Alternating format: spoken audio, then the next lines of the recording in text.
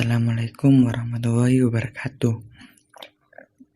Nama saya Muhammad Sutradi Permana, NIM T2019-1083. Nah, di sini saya akan menjelaskan tentang buku BK yang berjudul Aku, Bimbingan dan Konseling karya Ruqayyah SPD dalam memenuhi tugas UTS bimbingan konseling. Nah, di sini saya akan menerangkan bab pertama tentang bimbingan dan konseling. Nah, bimbingan diibaratkan dua sisi mata uang yang sulit dipisahkan, namun secara konsep dan otoritas sebenarnya pengertian bimbingan berbeda dengan konseling. Untuk menjelaskan pengertian istilah tersebut, berikut ini ditemukan pengertian bimbingan konseling. Nah, pengertian bimbingan. Bimbingan merupakan terjemahan dari bahasa Inggris. Secara harfiah, istilah dari kata guide yang berarti mengarahkan atau memandu. Nah, banyak pengertian bimbingan yang ditemukan oleh para ahli, diantaranya sebagai berikut.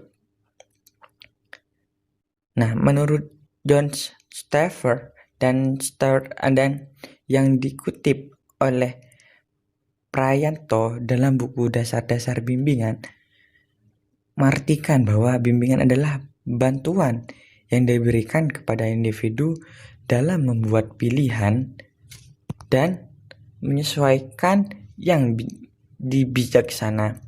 Bantuan ini berdasarkan atas prinsip demokrasi yang merupakan tugas dan hak seperti individu untuk memilih jalan hidupnya sendiri sejauh tidak mencampuri hak orang lain.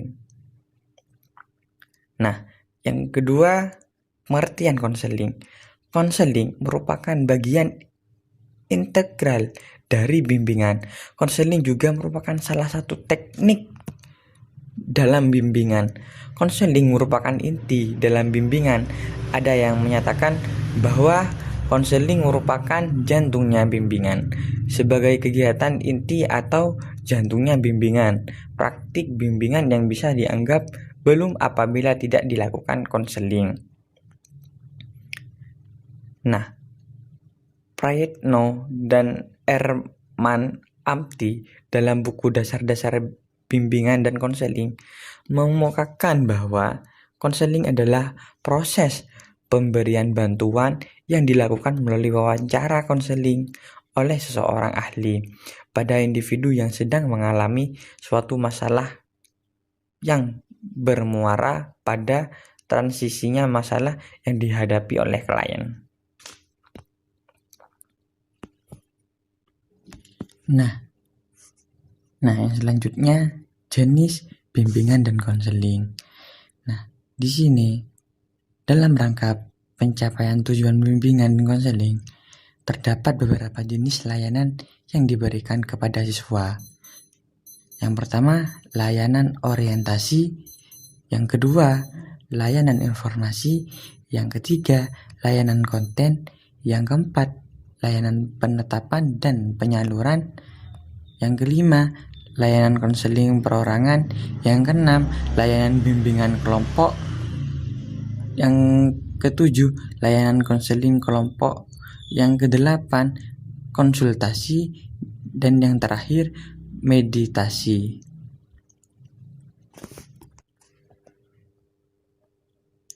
Nah, untuk menunjang kelancaran pemberian layanan seperti yang telah dikemukakan di atas, perlu dilaksanakan beberapa kegiatan pendukung yang mencakup. Yang pertama, aplikasi instrumentasi data.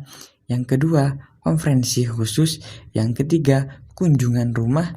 Yang keempat, ahli tangan kasus. Yang selanjutnya, fungsi, tujuan, dan asas bimbingan dan konseling. Yang pertama, fungsi bimbingan konseling. Nah, menurut Wardanti, ditinjau dari segi sifatnya, layanan bimbingan konseling mempunyai fungsi. Yang pertama, fungsi pemahaman. Yang kedua, fungsi perbaikan. Yang ketiga, cukup sampai 2, nggak ada 3. Nah, selanjutnya tujuan bimbingan konseling. Nah, di sini ada tujuan. Ada 2 tujuan. Tujuan umumnya dari layanan bimbingan dan konseling adalah sesuai dengan tujuan pendidikan sebagaimana ditanyakan dalam Undang-Undang Sistem Pendidikan Nasional tahun 2023, tahun 2003. Nah, yaitu terwujudnya manusia Indonesia seutuhnya yang cerdas, yang beriman dan bertakwa kepada Tuhan Yang Maha Esa dan berbudi pekerti luhur, memiliki pengetahuan dan keterampilan, kesehatan jasmani dan rohani, kepribadian yang mantap dan mandiri, serta rasa tanggung jawab, kemasyarakatan dan kebangsaan. Nah, tujuan khususnya, secara khusus layanan bimbingan konseling bertujuan untuk membantu siswa agar dapat mencapai tujuan-tujuan perkembangan meliputi aspek pribadi sosial, belajar, dan karir. Yang ketiga, asas bimbingan dan konseling. Nah, di sini ada beberapa macam asas. Yang pertama, asas kerahasiaan. Yang kedua, asas keterbukaan. Yang ketiga, asas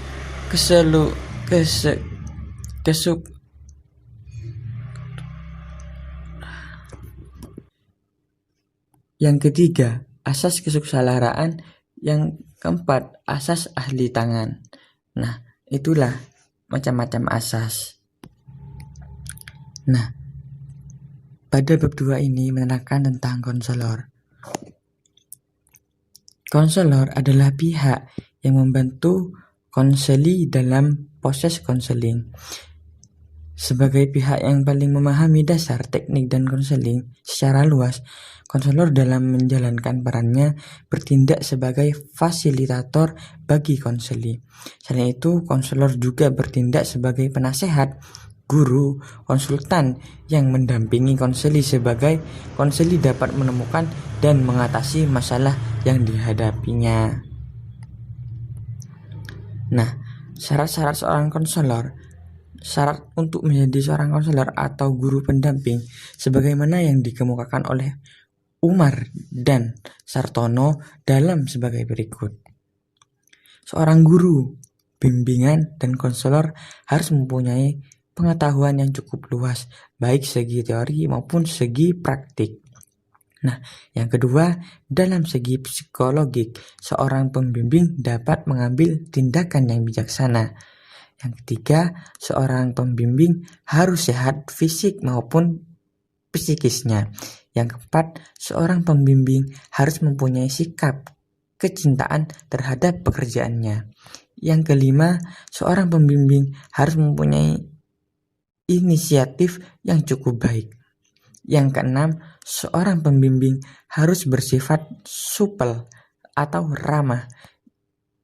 Yang ketujuh, seorang pembimbing diharapkan mempunyai sifat yang dapat menjalankan prinsip-prinsip serta kode-kode etik dalam bimbingan dan konseling dengan sebaik-baiknya. Nah, selanjutnya tugas dan tanggung jawab bimbingan dan konseling. Nah, adapun tugas yang dimiliki oleh guru bimbing ada 6 tugas. Yang pertama, mengadakan penelitian auto observasi terhadap situasi atau keadaan sekolah, baik mengenai peralatan, tenaga, penyelenggaraan, maupun aktivitas-aktivitas lainnya. Kedua, kegiatan penyusunan program pelayanan dapat dalam bimbingan pribadi sosial, bimbingan belajar, bimbingan karir, dan sebagainya. Yang ketiga, kegiatan melaksanakan pelayanan dalam bimbingan pribadi, bimbingan sosial, bimbingan belajar, bimbingan karir, serta semua jenis layanan termasuk kegiatan pendukung yang dihargai sebanyak 18 jam. Nah, yang keempat, kegiatan evaluasi pelaksanaan layanan dalam bimbingan pribadi, bimbingan sosial, bimbingan belajar, bimbingan karir, serta semua jenis layanan termasuk kegiatan pendukung yang dihargai sebanyak 6 jam. Tadi yang pertama dihargai 12 jam. Nah, yang kelima, menyelenggarakan bimbingan terhadap peserta didik baik secara efektif, preventif, preventif maupun yang bersifat korektif atau kualitatif. Yang terakhir, sebagaimana guru mata pelajaran, guru pembimbing atau konselor yang mendampingi 150 orang siswa dihargai sebanyak 18 jam, selebihnya dihargai sebagai bonus. Yang terakhir, peran dan fungsi konselor. Peran konselor adalah peran yang disandang oleh seseorang yang berfungsi sebagai konselor, dan peran juga dikatakan sebagai apa yang diharapkan dari posisi yang dijalani oleh seorang konselor dan persepsi dari orang lain terhadap posisi konselor tersebut. Menurut Lubis, peran konselor yaitu berperan untuk mencapai sasaran interpersonal dan interpersonal, mengatasi defisit pribadi dan konsultan, perkembangan peserta didik, membuat keputusan dan rencana tindakan perubahan dan pertumbuhan, dan meningkatkan kesehatan serta kesejahteraan. Jadi, dapat disimpulkan peran dan fungsi konselor sekolah ialah membantu peserta didik dalam menyelesaikan atau mengatasi masalah peserta didik dari berbagai bidang masalah yang muncul dan terjadi pada peserta didik tersebut sehingga peserta didik dapat mengatasi masalahnya sendiri.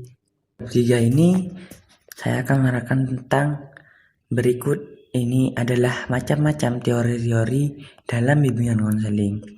Yang pertama, teori psikoanalisis merupakan teori kepribadian yang paling komprehensif yang memukakan tentang 3 pokok pembahasan, yaitu struktur kepribadian, dinamika kepribadian, dan perkembangan kepribadian. Nah, yang kedua, teori analisis transaksional merupakan teori yang dapat digunakan pada setting individual maupun kelompok. Teori ini melibatkan kontrak yang dikembangkan oleh konsensi yang dengan jelas menyebutkan tujuan dan arah dari proses terapi. Nah, yang ketiga, teori behavioral. Nah, behavioral memandang bahwa ketika dilahirkan, manusia pada dasarnya tidak memiliki bakat apa-apa. Manusia akan berkembang berdasarkan stimulus yang diterimanya dari lingkungan sekitarnya. Nah, yang keempat, teori rasional adalah teori behavior kognitif yang menekankan pada keterkaitan antara perasaan, tingkah laku, dan pikiran. Teori ini dikembangkan oleh Albert Ellis melalui beberapa tahapan. Pandangan dasar teori ini tentang manusia adalah bahwa individu memiliki tendensi untuk berpikir irasional yang salah satunya dapat melalui belajar sosial. Nah, yang kelima, teori realitas dikembangkan oleh William Glasser.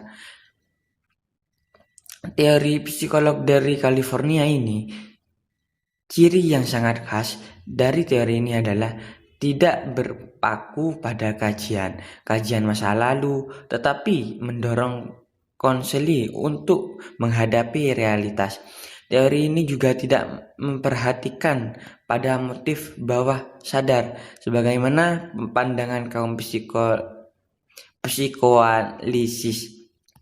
Akan tetapi lebih menekankan pada pengubahan tingkah laku yang lebih bertanggung jawab dengan merencanakan dan melakukan tindakan-tindakan tersebut. Nah, yang keenam, pengertian eksistensial humanistik. Teori eksistensial humanistik pada hakikatnya mempercayai bahwa individu memiliki potensi untuk secara aktif memilih dan membuat keputusan bagi diri sendiri dan lingkungannya. Nah, yang ketujuh, pengertian teori berpusat pada klien.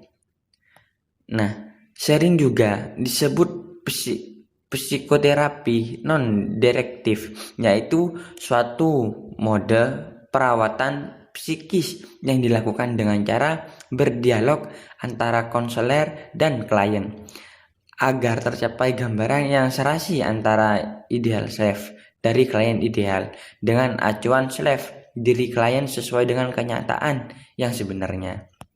Nah, yang kedelapan, teori Gestalt adalah terapi eksistensial yang berlandaskan premis bahwa individu harus menemukan caranya sendiri dalam hidup dan menerima tanggung jawab pribadi jika individu ingin mencapai kedewasaan. Nah, selanjutnya bab 4, bimbingan karir dengan pemilihan studi lanjut siswa. Secara umum, bimbingan karir diartikan sebagai bantuan kepada individu untuk menstimulus atau mendorong dan memberikan kemudahan perkembangan karir dalam kehidupan. Bantuan tersebut mencakup perencanaan karir, pembagian keputusan, dan penyesuaian pekerjaan di dalam setting sekolah. Bimbingan karir dipandang sebagai proses perkembangan yang berkelanjutan dalam upaya membantu individu mempersiapkan karir melalui intervensi kurikulur yang berkaitan dengan perencanaan karir, pengambilan keputusan. Nah, pengembangan keterampilan mengatasi masalah, informasi karir, dan memahami diri. Pemahaman sikap positif terhadap semua jenis pekerjaan, serta mengembangkan kebiasaan hidup positif. Menurut Gani, dalam buku bimbingan karir adalah proses bantuan atau layanan dan pendekatan terhadap siswa agar dapat mengenal dan memahami diri sendiri, mengenal dunia kerja, merencanakan masa depan sesuai dengan yang diharapkannya. Dapat disimpulkan dari teori yang telah paparkan di atas, dapat kita pahami bahwa bimbingan karir adalah proses pemberian bantuan yang berkaitan dengan dunia kerja, profesi, jabatan yang akan dipangku oleh klien dan siswa yang akan melanjutkan sekolah. Dengan adanya bimbingan karir, siswa akan terarah dalam memilih sekolah lanjut dan memahami tentang dunia karir. Bimbingan karir merupakan bagian dari bimbingan konseling yang bertujuan untuk memecahkan masalah yang berkaitan dengan dunia karir. Nah, beberapa jenis layanan bimbingan karir yang bisa diberikan kepada siswa di sekolah dan madrasah. Yang pertama, layanan informasi tentang diri sendiri. Yang kedua, layanan informasi tentang lingkungan hidup yang relevan bagi perencanaan karir. Yang ketiga, layanan penempatan, yakni usaha membantu siswa merencanakan masa depannya selama masih di bangku sekolah atau madrasah dan sudah tamat, dalam mengambil program studi tertentu sebagai studi lanjut atau bekerja. Nah, yang keempat, layanan orientasi, layanan untuk bidang pengembangan karir. Beberapa aspek masalah karir yang membutuhkan pelayanan karir di sekolah dan madrasah adalah yang pertama, pemahaman terhadap dunia kerja. Yang kedua, perencanaan dan pemilihan karir atau jabatan profesi. Yang ketiga, penyediaan berbagai program studi yang berorientasi karir. Yang keempat, cita-cita masa depan. Yang kelima, minat terhadap karir tertentu. Yang keenam, nilai-nilai kehidupan yang berkenaan dengan karir. Yang ketujuh, kemampuan dalam bidang karir tertentu. Yang kedelapan, bakat khusus terhadap karir tertentu. Yang kesembilan, harapan keluarga. Yang kesepuluh, masa depan karir yang akan diperoleh. 11. Penyesuaian diri terhadap tuntutan-tuntutan yang terkandung dalam karir atau jabatan profesi tertentu. Yang ke-12, pasar kerja. Yang terakhir, kemungkinan perkembangan karir dan lainnya. Tujuan bimbingan karir menurut Syamsul Yusuf dan Juntika Naisan, tujuan bimbingan karir dalam buku Landasan Bimbingan dan Konseling, tujuan bimbingannya terkait aspek karir adalah yang pertama, memiliki pemahaman diri, kemampuan, dan minat. Yang kedua, memiliki sikap positif terhadap dunia kerja. Yang ketiga, memiliki kemampuan untuk membentuk identitas karir dengan cara mengenali ciri-ciri pekerjaan maupun persyaratannya. Yang keempat, memiliki kemampuan merencanakan masa depan, yaitu merancang kehidupan secara rasional untuk memperoleh peran-peran sesuai dengan minat, kemampuan, dan kondisi kehidupan ekonomi.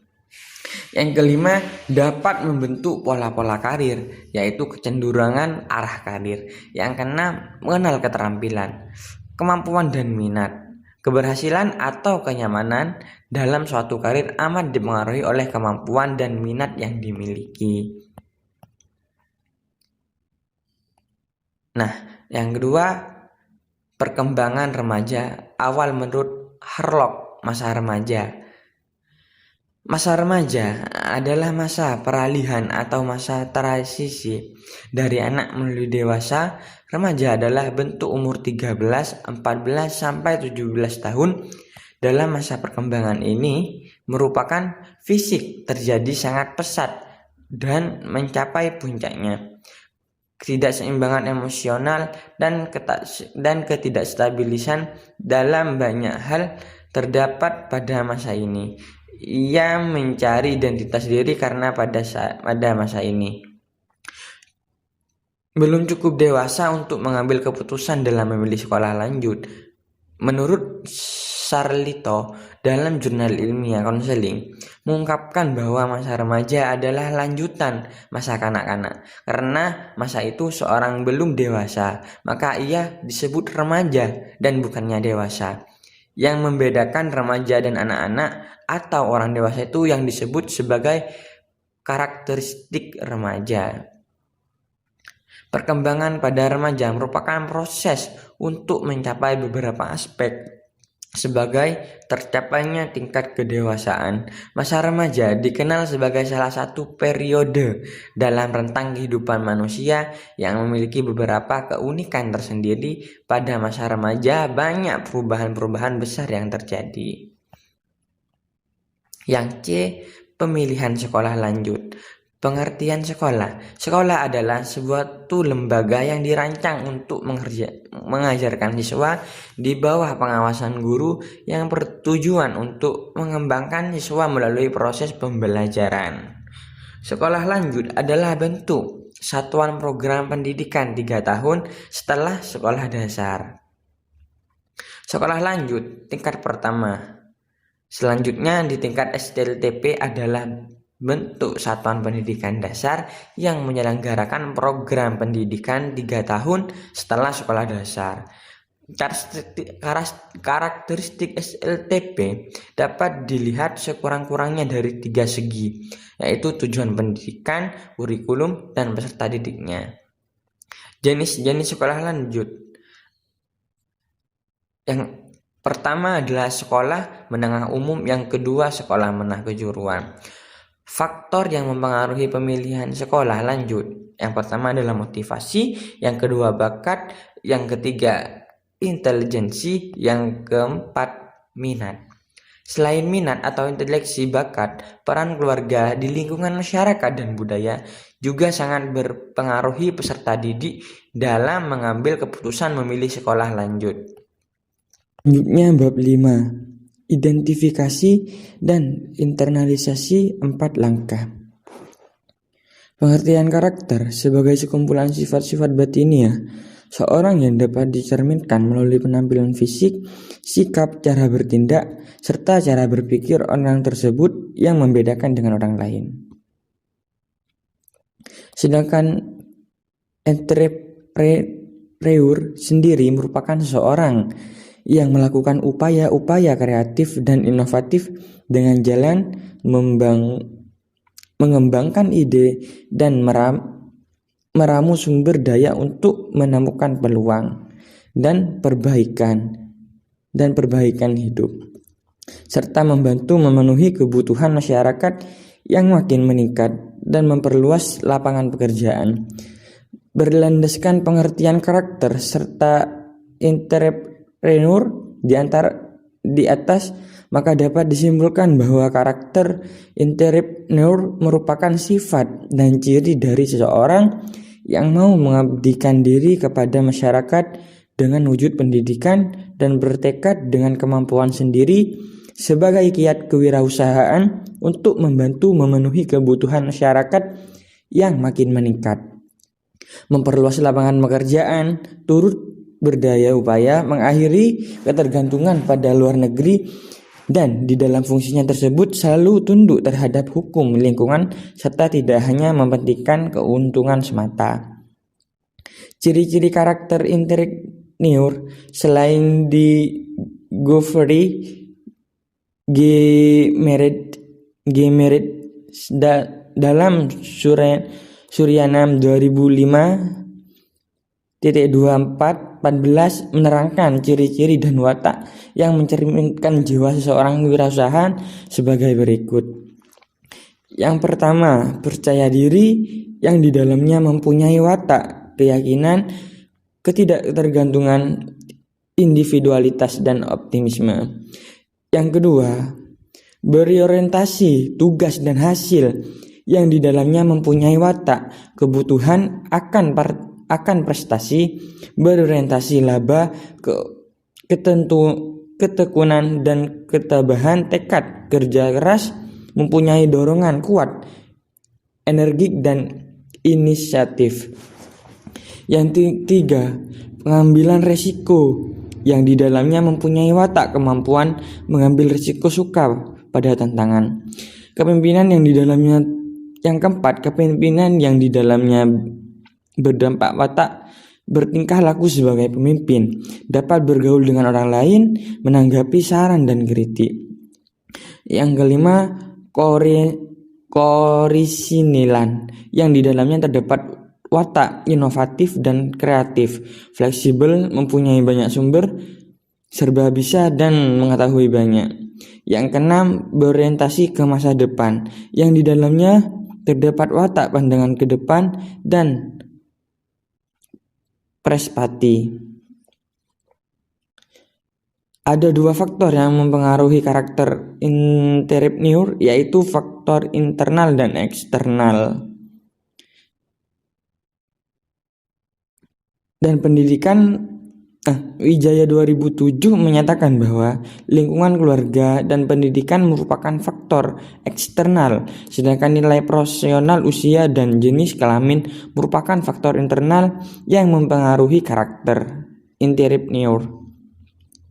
Pengembangan karakter interior, usaha mengembangkan jiwa kewirausahaan, menuntut citra yang terpenting adalah perubahan pola pikir dan adanya perubahan pola pendidikan di Indonesia yang tidak lagi mencetak para pencari kerja tetapi mencetak para pembuka lapangan kerja dan mendidik wirausaha. Mendidik wirausaha adalah cara yang tepat untuk mengatasi pengangguran. Upaya pengembangan karakter interior di atas pada dasarnya adalah proses pembelajaran, yaitu belajar untuk memahami dan menguasai kompetensi yang diperlukan dalam pembentukan karakter interior yang dapat dilakukan melalui seminar dan pelatihan interiorship serta pendidikan formal. Nah, yang terakhir bab 6 tentang pengertian masa remaja. Remaja adalah waktu manusia berumur belasan tahun. Pada masa remaja, manusia tidak dapat disebut sudah dewasa, akan tetapi tidak dapat pula disebut anak-anak. Masa remaja adalah masa peliharaan manusia dari anak-anak menuju dewasa. Menurut Papila dan Olds 2001, masa remaja adalah masa transisi perkembangan antara masa kanak-kanak melalui dewasa yang pada umumnya dimulai pada usia 12 atau 13 tahun dan berakhir pada usia akhir belasan tahun atau awal 20 tahun. Yang B, permasalahan fisik dan kesehatan. Nah, 4 masalah kesehatan yang dinilai paling sering dialami oleh remaja Indonesia antara lain kekurangan zat besi atau anemia, dapat menurunkan imunitas, konsentrasi, prestasi belajar, kebugaran dan produktivitas. Kurangnya tinggi badan atau stunting, menurunkan fungsi kognitif dan sistem metabolisme tubuh. Yang ketiga, kurangnya energi kronis atau kurus, kurang asupan gizi. Dan yang terakhir, kegemukan atau obesitas, gaya hidup yang tidak sehat, dan kekurangan melakukan aktivitas fisik seperti olahraga dan lain sebagainya. Cukup sekian hasil dari video saya. Kurang lebihnya mohon maaf. Billahi taufiq wal hidayah. Assalamualaikum warahmatullahi wabarakatuh.